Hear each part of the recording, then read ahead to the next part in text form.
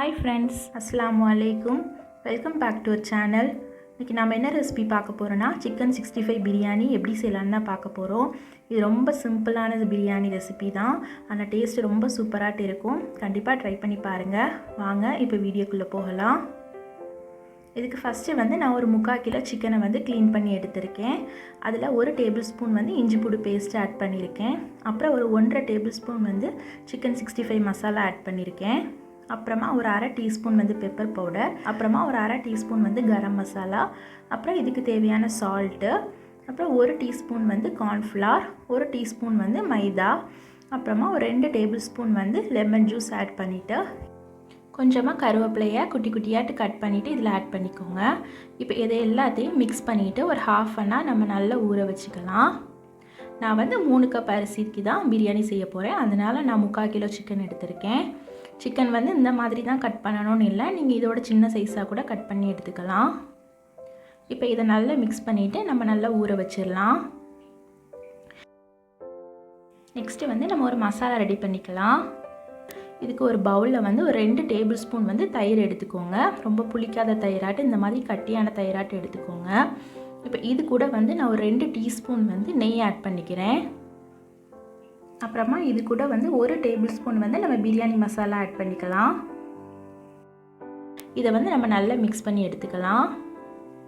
இதுக்கு மசாலா நிறைய ஆட் பண்ணிடாதீங்க, ஏன்னா நம்ம சிக்கனை ஃப்ரை பண்ணி தான் ஆட் பண்ண போகிறோம். ஸோ அதிலே நம்ம நிறைய மசாலா ஆட் பண்ணியிருக்கனால இதுவே நார்மல் தான். இப்போ 1/2 அன் ஹவர் நல்லா சிக்கன் ஊறிட்டு இப்போ நம்ம அதை நம்ம ஃப்ரை பண்ணி எடுத்துடலாம்.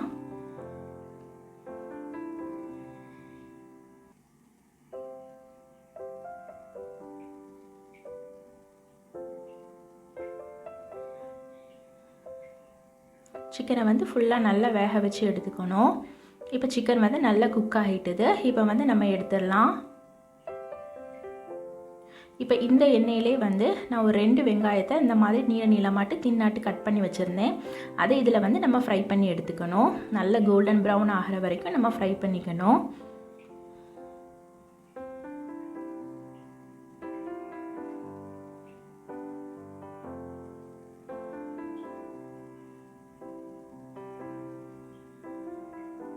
இதில் எந்த ஸ்டெப்பையுமே நீங்கள் ஸ்கிப் பண்ணிடாதீங்க. இது எல்லாமே நம்மளுக்கு இந்த பிரியாணியில் சேர்க்கணும். நல்லா ஃப்ரை ஆகிட்டு தான் ஆனியனை. இப்போ நம்ம எடுத்துடலாம். இப்போ நம்ம ரைஸ் ரெடி பண்ணிடலாம். நான் ஒரு பேனில் நான் 3 கப் அரிசி எடுத்துருக்கனால நான் ஒரு 6 கப் தண்ணி ஆட் பண்ணியிருக்கேன். இதில் ஸ்பைசஸ்லாம் நம்ம ஆட் பண்ணிடலாம். இப்போ இது கூட கொஞ்சமாக பிரிஞ்சி இலை, கொஞ்சம் ஏலக்காய், கொஞ்சம் பட்டை, கொஞ்சம் கிராம்பு, அப்புறம் கொஞ்சமாட்டு நான் ஷாஹி ஜீரா ஆட் பண்ணியிருக்கேன். உங்கள்கிட்ட இல்லைன்னா நீங்கள் இதை மட்டும் ஸ்கிப் பண்ணிக்கலாம். அப்புறமா இது கூட ஒரு பச்சை மிளகாவை நீளமாக கட் பண்ணி ஆட் பண்ணியிருக்கேன். அப்புறமா கொஞ்சமாக மல்லி புதினா இதில் ஆட் பண்ணிக்கலாம். அப்புறம் ஒரு 2 டேபிள் ஸ்பூன் நெய் ஆட் பண்ணிக்கோங்க. அப்புறம் இதுக்கு ரைஸுக்கு தேவையான சால்ட்டை மட்டும் ஆட் பண்ணிக்கோங்க. ரொம்ப சால்ட் ஆட் பண்ணிடாதீங்க. இது எல்லாத்தையும் நம்ம நல்லா மிக்ஸ் பண்ணி விட்டுட்டு இதை நம்ம நல்லா கொதிக்க விட்டுடலாம். இப்போ நல்லா கொதிச்சிட்டுது. இப்போ நான் அரிசியை பாஸ்மதி அரிசியை நான் நல்லா ஊற வச்சுருந்தேன் 1/2 அன் ஹவர் கழுவிட்டு. இப்போ நம்ம அதை இதில் ஆட் பண்ணிடலாம்.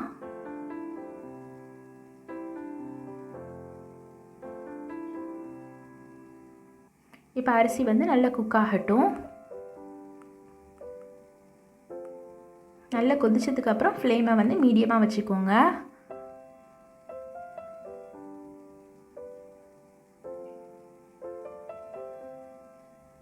இப்போ பார்த்தீங்கன்னா அரிசி நல்லா 3/4 வேக்காடு வெந்துட்டுது.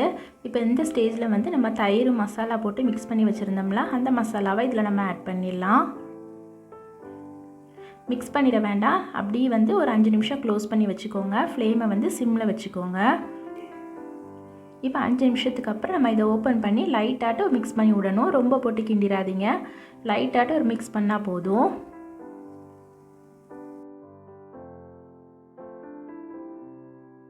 இப்போ இதுக்கு மேலே நம்ம ஃப்ரை பண்ணி வச்சுருந்த சிக்கன் பீசஸை வச்சிடலாம்.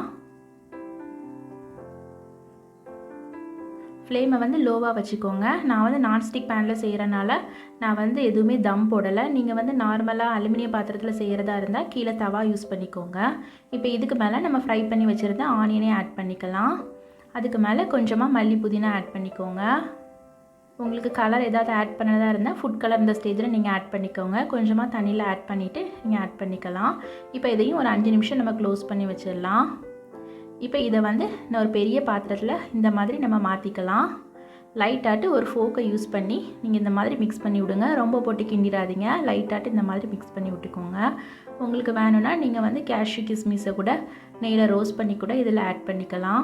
ரொம்ப சிம்பிளான பிரியாணி ரெசிபி தான். ஆனால் டேஸ்ட்டு ரொம்ப சூப்பராகட்டும் இருக்கும். ரொம்ப டிஃப்ரெண்ட்டாகட்டும் இருக்கும். கண்டிப்பாக ட்ரை பண்ணி பாருங்கள். ட்ரை பண்ணி பார்த்துட்டு எப்படி இருந்துச்சுன்னு நம்ம வீடியோவில் கமெண்ட் பண்ணுங்கள். அப்படியே மறக்காமல் நம்ம சேனலை ஷேர் பண்ணுங்கள், சப்ஸ்கிரைப் பண்ணுங்கள்.